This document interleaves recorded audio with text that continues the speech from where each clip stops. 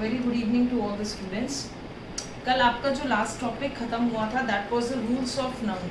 Basically हमने noun के rules को ख़त्म कर दिया है, जितना कि एग्ज़ाम में पूछा जाता है रिलेटेड उतना ही। इसके अलावा जो आपके अधिकतर स्पॉटिंग ऑफ द एरर्स आती है इन क्लास, वो अधिकतर आपके देखने को मिलेंगी सब्जेक्ट वर्ब अग्रीमेंट में। तो सब्जेक्ट वर्ब अग्रीमेंट में भी ऐसे बहुत सारे रूल्स हैं जो आते हैं, और कुछ ऐसे बेसिक नाउन के रूल्स हैं जो भी हम किस में फॉलो करते हैं, सब्जेक्ट वर्ब अग्रीमेंट में फॉलो करते हैं। ठीक है, अभी नाउन का एक पार्ट रह गया है आपका, that is cases of the noun. ठीक है, चूँकि हम पढ़ने वाले हैं केस आज की क्लास में। This is the class 5th, 5 class हो गई है। This is the last class of noun. Noun की आज की लास्ट ही क्लास है। ठीक है, अब केस बेसिकली क्या होते हैं, आपने हिंदी में केस के बारे में पढ़ा होगा, कारक बोलते हैं केसेस को, बेसिकली कारक बोलते हैं। ठीक है, अब केस है क्या, आपको केस को बहुत इजी तरीके से समझना है। बहुत ज़्यादा इजीएस्ट वे है, कुछ नहीं होता है। केस सिर्फ नाउन की रिलेशन को शो करता है। बस आपको एक बात याद रख लेना है। क्या याद रखना है क्लास, कि केस किसको शो करता है, नाउन के रिलेशन को शो करता है किसी के साथ, चाहे वो रिलेशन वर्ब के साथ बन रही हो और चाहे वो रिलेशन वर्ब के साथ ना बन रही हो। जब भी नाउन किसी भी रिलेशन को शो करेगा तो वो आपका क्या कहलाएगा, केस कहलाएगा।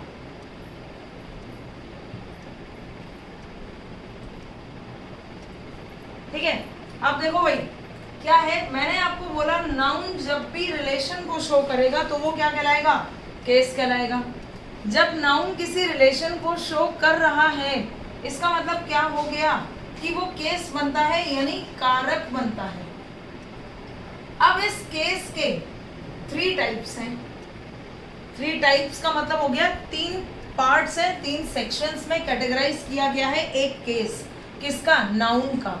अब एक बात समझ लेना क्लास, अगर नाउन का केस है तो केस प्रोनाउन का भी बनता है, लेकिन प्रोनाउन का केस डिफरेंट होता है, जो कि हम प्रोनाउन में पढ़ेंगे, वो हम नाउन में नहीं पढ़ेंगे। लेकिन अगर आपके सेंटेंस में किसी भी नाउन पर प्रोनाउन का पर्सन लगा हुआ है, तो प्रोनाउन हो या फिर नाउन हो, दोनों का रिलेशन अगर कोई वर्ब या ऑब्जेक्ट बता रहा है तो वो सब कुछ आपका क्या कहलाएगा, केस कहलाएगा।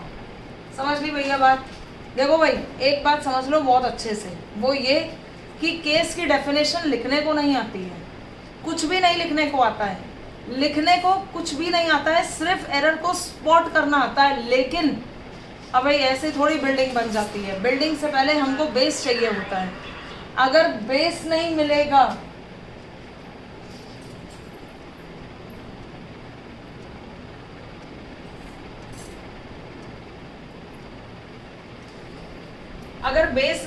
भाई तो डिस्टरबेंस हो जाता है, इसको एक नॉर्मल तौर पे ले लो। ठीक है, कहीं ना कहीं डिस्टरबेंस हो जाते हैं, कहीं म्यूजिक चल जाता है, कभी कुछ चल जाता है। खैर एनीवेज, हम अपनी स्टडीज को कंटिन्यू करेंगे। हमारी स्टडीज ये कहती है कि अगर किसी नाउन पर एक प्रोनाउन भी अगर लग गया है, तो वो नाउन और प्रोनाउन का भी रिलेशन अगर वर्ब और ऑब्जेक्ट की फॉर्म में हमें मिलेगा तो भी वो क्या कहलाएगा क्लास, केस कहलाएगा। ठीक है, अब केस के 3 सेक्शंस हैं, यानी 3 पार्ट्स हैं, यानी 3 सेक्शंस में कैटेगराइज है। कैसे कैटेगराइज है ये समझ लो। सबसे पहला केस आपका बनता है सब्जेक्टिव केस। सबसे पहला केस है सब्जेक्टिव केस, याद नहीं करना है, बहुत सिंपल है ये। ठीक है, इसको याद नहीं किया जाता है, नॉर्मल है। सब्जेक्टिव केस भाई, एक सेंटेंस के 3 पार्ट होते हैं, एक सब्जेक्ट, एक वर्ब और एक ऑब्जेक्ट। तो समझ लो कि केस भी सबसे पहला एक है, जो कि है कौन सा केस, सब्जेक्टिव केस। क्लियर हो गई बात। नेक्स्ट केस आता है आपका ऑब्जेक्टिव केस, और तीसरा केस बनता है क्लास पॉसेसिव केस, और एक केस और बनता है जो कि मैं आपको बता देती हूँ बट एग्जाम्स में पूछा नहीं जाता है। ठीक है, and the last case is vocative case. Vocative भाई, मोदी जी ने एक नया स्कीम लागू किया है, लोकल पे वोकल। तो वोकल का मीन्स होता है बोलना। ठीक है, तो यहीं पर वोकेटिव केस क्या होता है, बोलने वाले केस को हम वोकेटिव कैसे कहते हैं। जैसे हमने किसी को बुलाया, ठीक है, तो बहुत सारे कमेंट्स आए थे मेरे पास, तो उनमें से अगर मैं किसी को बुला लूं कि कम हेयर प्रिंस, ठीक है, तो कम हेयर प्रिंस में कौन सा केस हुआ? वोकेटिव केस हुआ।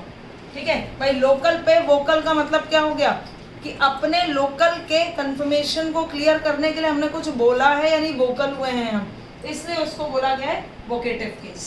ठीक है, इसको हटा ही दो, बस बेस याद रखो। ठीक है, सब्जेक्टिव केस की अगर मैं बात करूं क्लास, तो एक सेंटेंस है आप लोगों के लिए, बहुत सिंपल सेंटेंस है। Suppose if I right Ramesh wrote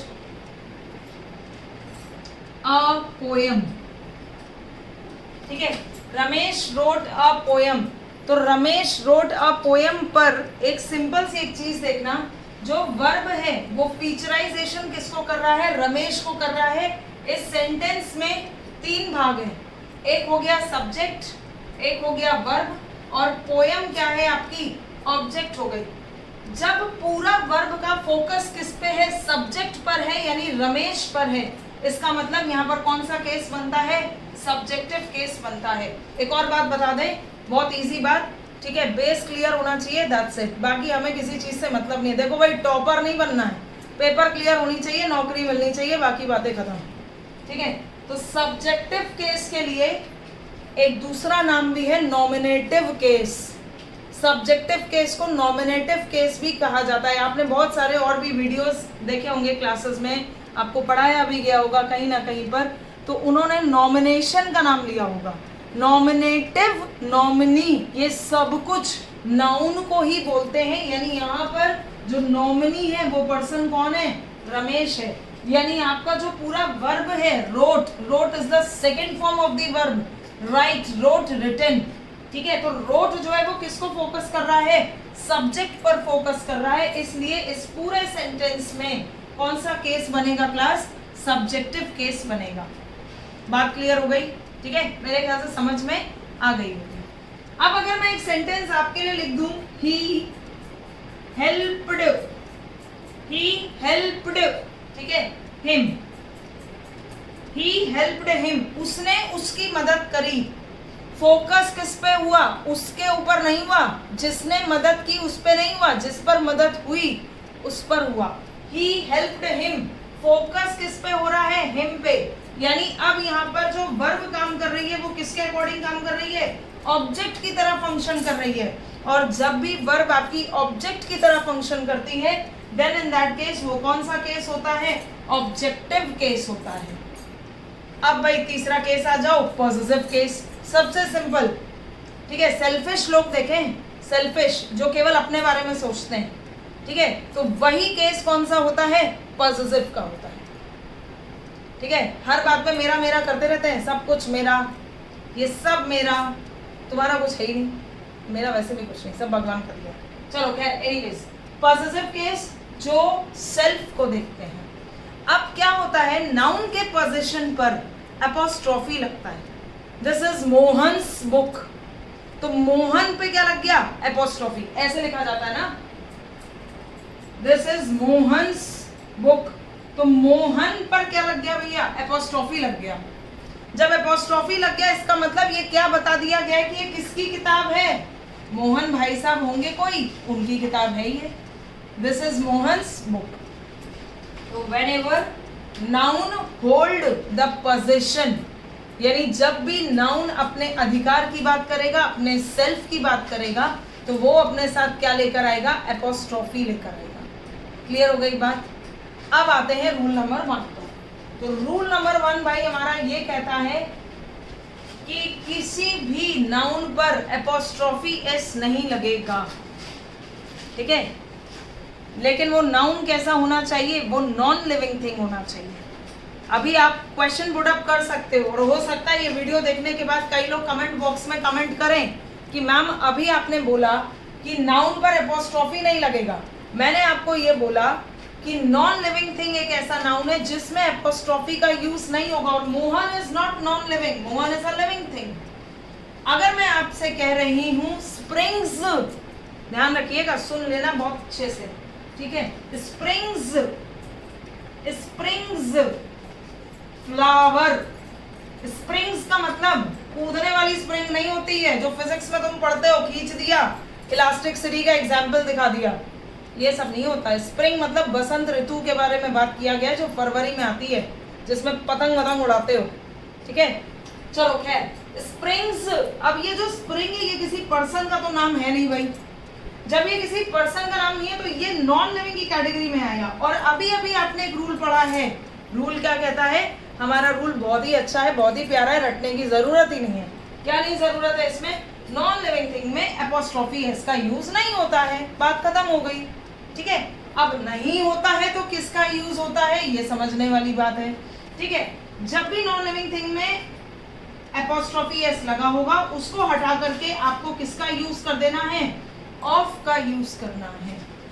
O double F नहीं, ओ सिंगल एफ, इस ऑफ का यूज किया जाएगा। यानी सेंटेंस अब आपका क्या हो गया? The flower of the spring, ठीक है, the flower of the spring. Sentence को ऐसे देखो भाई, ऐसा होता है इंग्लिश में, जब आप सेंटेंस को कन्वर्ट करते हो या सेंटेंस को जंबल करते हो, सेंटेंस की मीनिंग नहीं चेंज होनी चाहिए, ठीक है। यहाँ पर लिखे हैं बसंत का फूल, और जो मैंने आपको बोला है the flower of the spring, फूल बसंत के या बसंत का फूल, सेम मतलब आ रहा है। बस हमें क्या करना है, जो नॉन लिविंग थिंग है उसके ऊपर से एपोस्ट्रोफी को हटा करके क्या लगा देना है क्लास? ऑफ लगा देना है। बस हमारी एरर खत्म हो गई, एरर यहीं पर खत्म, स्पॉट कर लिया हमने अपनी एरर को, ठीक है। अब एक सेंटेंस और है जो आप खुद करना और कमेंट बॉक्स में उसका स्पॉट करके एरर करेक्ट सेंटेंस देना, ठीक है।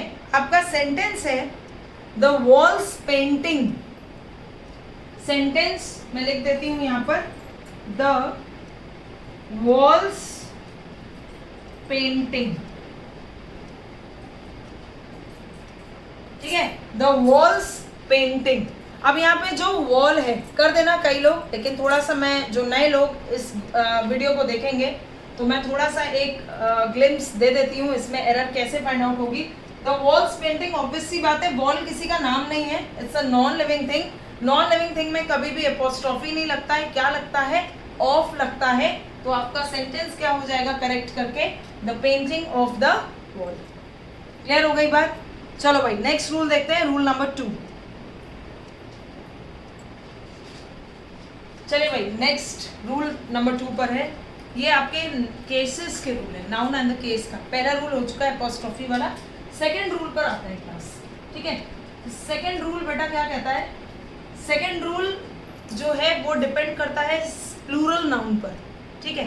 प्लूरल नाउन अब दो तरीके से होते हैं, कैसे देख लो। अगर मैं आपकी बात करूं गर्ल का प्लूरल, तो गर्ल का प्लूरल होता है गर्ल्स, लेकिन यहीं पर अगर मैं बात करूं चाइल्ड, तो चाइल्ड इज सिंगुलर, लेकिन चाइल्ड का प्लूरल बनता है चिल्ड्रन, ठीक है। ऐसे ही बॉय बॉयज, टीचर टीचर्स। अब मेरी बात को बहुत ध्यान से सुनना, यहाँ पे बहुत बच्चों को कंफ्यूजन होता है और एरर स्पॉट करने में दिक्कत होती है, और लिहाजा क्या होता है, आप छोड़ देते हो, घर में आकर बोल देते हो कि भाई मेरा पेपर बहुत अच्छा हुआ, मेरा तो निकल ही जाना है, और रिजल्ट क्या होता है, 1 या 2 नंबर से या 0.5 नंबर से आप रह जाते हो, ठीक है।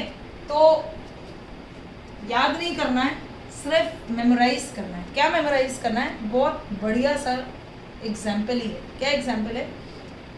जितने भी नाउन्स के लास्ट में एस एंड होता है, समझ लो अच्छे से, जितने भी नाउन्स के साथ लास्ट वर्ड में क्या एंड होता है?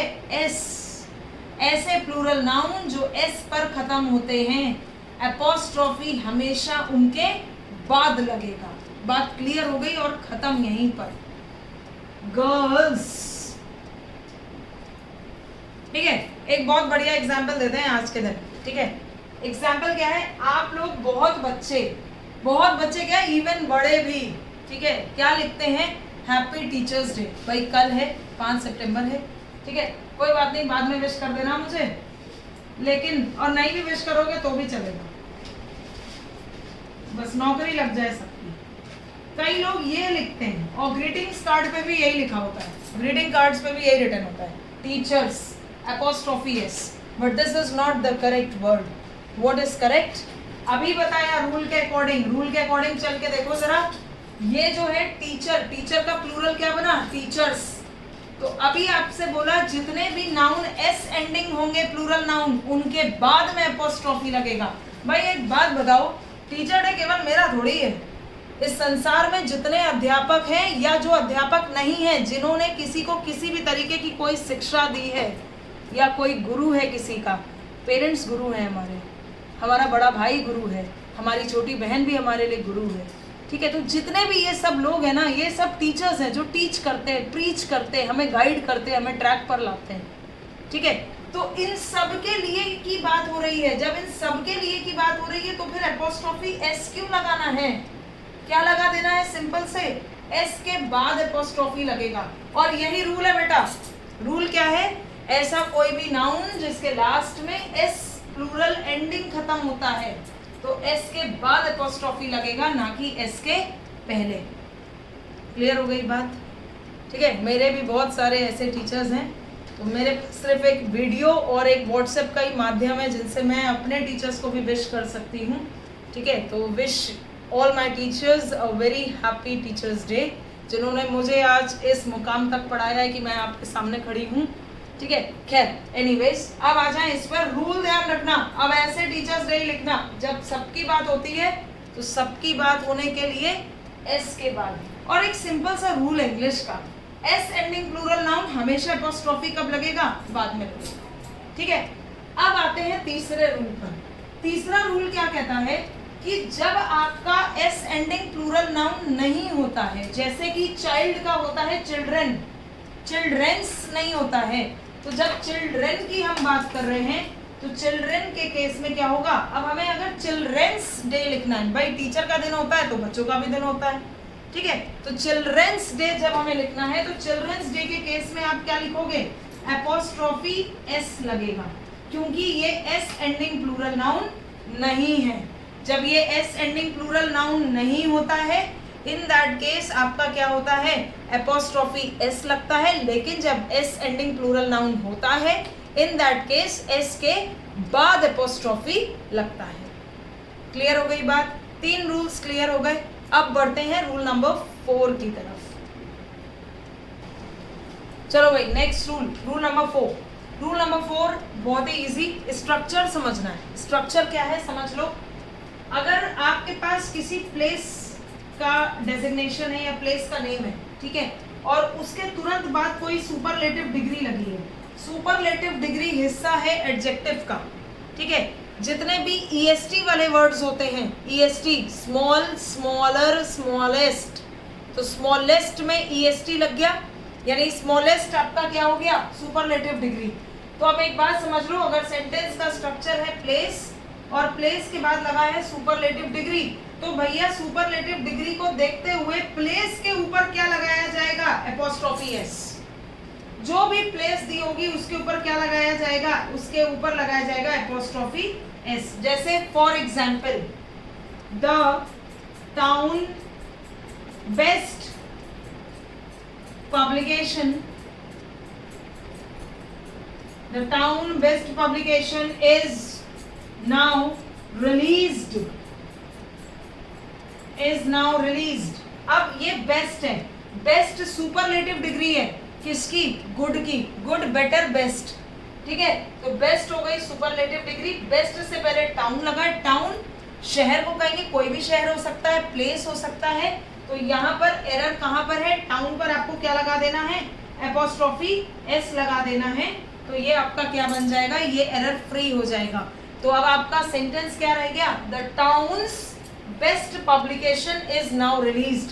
शहर का सबसे अच्छा, सबसे बेस्ट पब्लिकेशन अब रिलीज्ड हो चुका है, is now release. Passive voice में है, इसलिए इज के साथ वर्ब की थर्ड फॉर्म लगी है।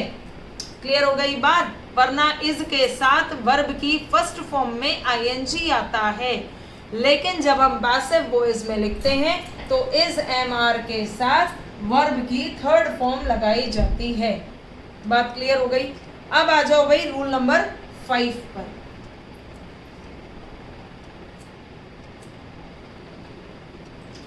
अब आते हैं रूल नंबर 5 पर। रूल नंबर 5 क्या कहता है? देखो भाई, rule number 5 compound names. Compound names कौन से नेम्स होते हैं? जिन नामों में डैश डैश लगा होता है उन नामों को कंपाउंड नेम्स कहते हैं। जैसे इन लॉज के जितने भी रिलेशंस आपके होते हैं उन सब में डैश लगा होता है, ठीक है। जैसे if suppose if you have to write father in law, तो फादर लिख दिया, फिर डैश लगा दिया, इन लिख दिया, फिर डैश लगा दिया, लॉ लिख दिया।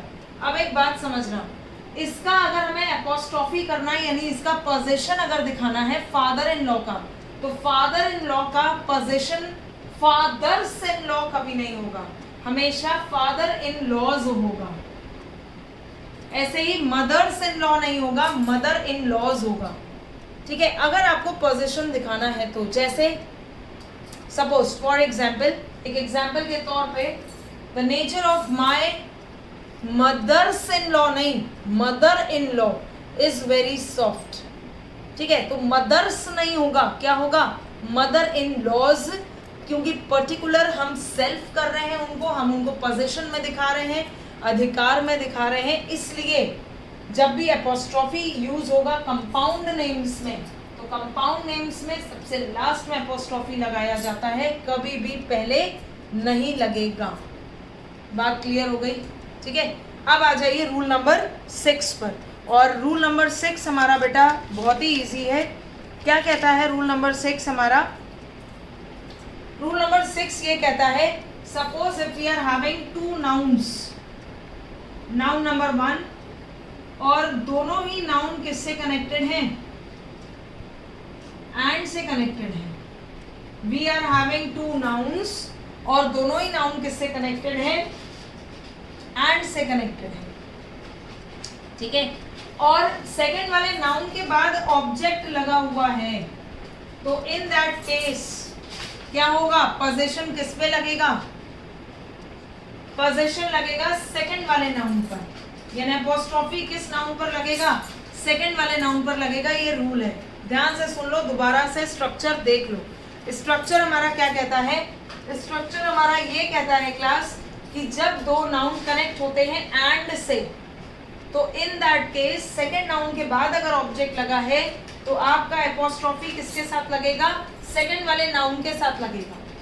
लेकिन एक रूल और यहीं पर जनरेट होता है। रूल क्या जनरेट होता है, अगर दो नाउन एंड से कनेक्ट है और हर एक नाउन के बाद ऑब्जेक्ट लगा है, मैंने आपसे कहा हर एक नाउन के बाद अगर ऑब्जेक्ट लगा है, सपोज इस नाउन के बाद भी ऑब्जेक्ट लगा है और इस नाउन के बाद भी ऑब्जेक्ट लगा है, तो इन दैट केस इस नाउन पर भी एपोस्ट्रोफी एस लगेगा और इस नाउन पर भी एपोस्ट्रोफी एस लगेगा।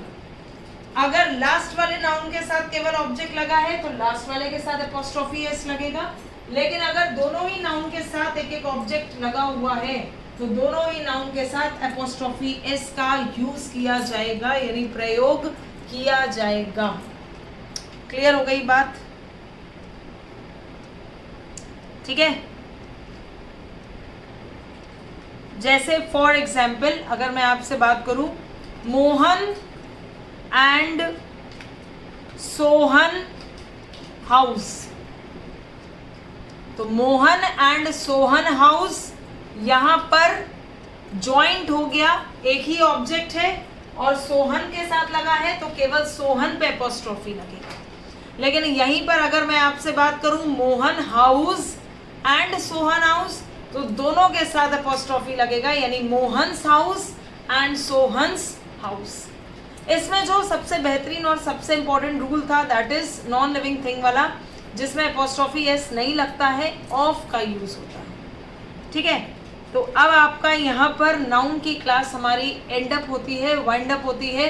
नेक्स्ट लेक्चर, नेक्स्ट क्लास जो क्लास नंबर 6 होगी आपकी, वो आपकी होगी प्रोनाउन की। और इससे पहले अब आपके पास एक पीडीएफ आएगा नाउन का, जिसमें पीडीएफ में सारे नोट्स होंगे नाउन के, जितना भी मैंने आपको लेक्चर में पढ़ाया है ये सब कुछ उस पूरी पीडीएफ में होगा, जो कि डिस्क्रिप्शन बॉक्स में आपके पास लिंक आ जाएगा पीडीएफ का। आप उसे गो थ्रू कर लीजिएगा, उसके स्क्रीनशॉट्स ले लीजिएगा या फिर उसको आप प्रिंट आउट भी निकाल लीजिएगा, ठीक है। मिलेंगे आपसे नेक्स्ट क्लास में। क्लास 6 हमारी बहुत बिंदास वाली होने वाली है और एक सेशन हम लेकर आएंगे जिसमें आप केवल स्पॉटिंग ऑफ द एरर्स करेंगे, जिसमें अभी सेपरेशन में करेंगे। सेपरेशन का मतलब है टॉपिक विल बी गिवन कि नाउन का ही एरर स्पॉट होगा, ठीक है, उसके बाद जैसे जैसे हम आगे बढ़ेंगे हमारे एरर्स में, जैसे जैसे एरर्स का जंक्शन कंप्लीट होगा वैसे ही वैसे आपके पास सेंटेंसेस कंबाइन होकर आएंगे हर पार्ट्स ऑफ स्पीच के। ठीक है, मिलेंगे आपसे नेक्स्ट क्लास में। Till then thank you very much class.